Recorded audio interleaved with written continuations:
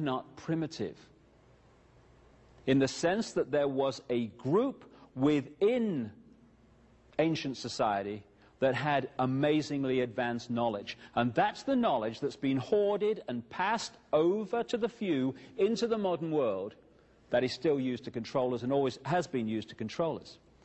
And it's amazing. You know, people talk about prophecy. Well, here's a confirmation that prophecy is absolutely fact and not some myth. On an ancient hillside, or not an ancient hillside, but a hillside with an ancient depiction of something on it, in Devon, in England, here's an incredible prophecy of, thousands of years later, the arrival on Earth of Bill Clinton. Bill comes into this in many ways. Sorry, my eyes are watering. It's all right. Cameron's looking a bit pale as well. But Bill Clinton, again, President of the United States, as we'll see, all this stuff about, you know, Monica Lewinsky and all that stuff is absolutely obscuring what Bill Clinton's really involved in and what he's really connected to. Because, again, we're watching, day after day, a smokescreen and an illusion behind which the truth is. So, in the ancient world, there were people with fantastic knowledge. Where did that knowledge come from? I put this picture up just to emphasize the nonsense of how the idea that extraterrestrial life doesn't exist, how ridiculous it is. There are billions of stars in this universe. It's apparently estimated, I was reading, 1 billion in this galaxy. How many galaxies in the universe? That's just the physical universe. What about all the other parallel universes?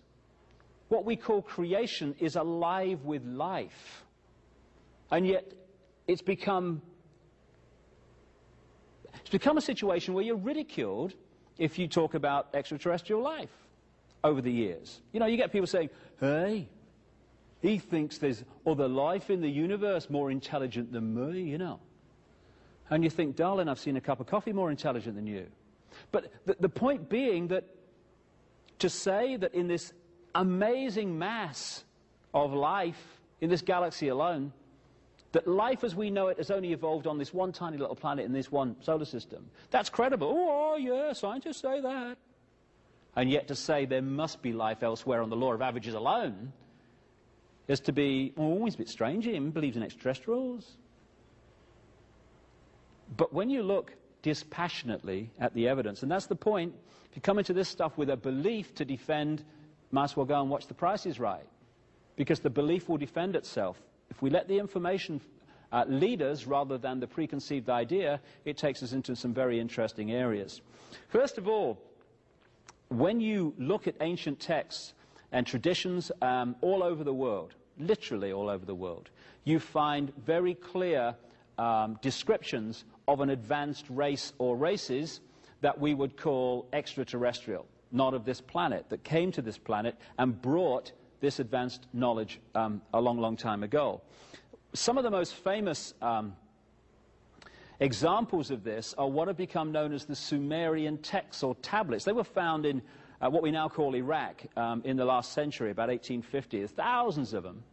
And they've been translated by a number of people, most famously a guy called Zecharia Sitchin. People think he's the only one that's done it because of the publicity and stuff that he's got in his books, but many other people have done it, and actually have come to a slightly different interpretation than him. But the common theme of all of them is this, that a group which the Sumerian tablets, which were buried around 2000 BC, something like that, they talk about this group they call the Anunnaki. In Sumerian, those who from heaven to earth came, which is the basic translation, but those who came from the high place and down to the earth overall is the feel of it. The Anunnaki. And when it talks about these Anunnaki and the tablets and stuff, and here's an example of just one of the so-called cylinder seals that were found among them, depicting various things. There are some remarkable points and areas of text and evidence that you can see. First of all, there is remarkable knowledge in these texts of planetary, solar system, universal astronomical knowledge that has only been confirmed in this century, and sometimes even more recently. In the text, for instance, they describe what Uranus and Neptune look like in a way that's only been confirmed in literally the last few years. They depict the solar system with planets that have only been found in the last century and the 20th century. How did they do that? What they say is the knowledge was brought by this Anunnaki. But it's more than that, because it talks in some detail about how this Anunnaki interbred with humanity, creating a hybrid race. And you find this theme all over the world. You find it in Genesis, in the Bible, which is a rewrite, when you do the research, of the Sumerian stories.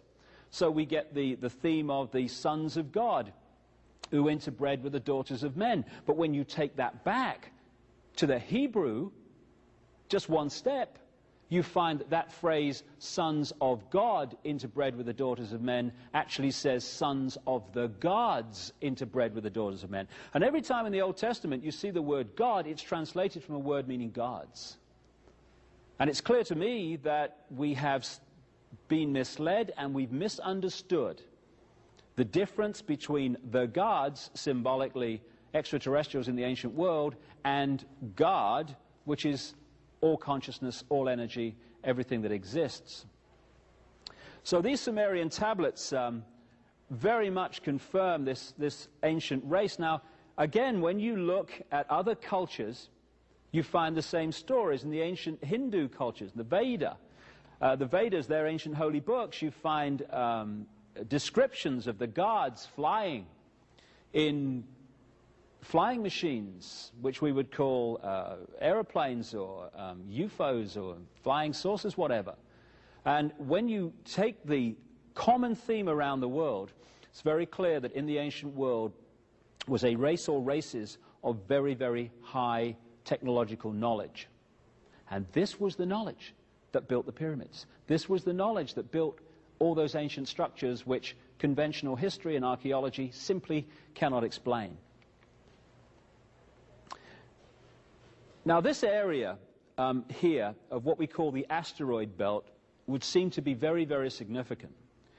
If you take Zecharia Sitchin's translation of the Sumerian tablets, the detail of which I have a problem with, I must say, here and there, they talk about, according to his translation, that a planet called Nibiru, the planet of the crossing in his translation of the Sumerian, came into this solar system a vast, vast amount of time ago. And one of its moons collided with a planet that was between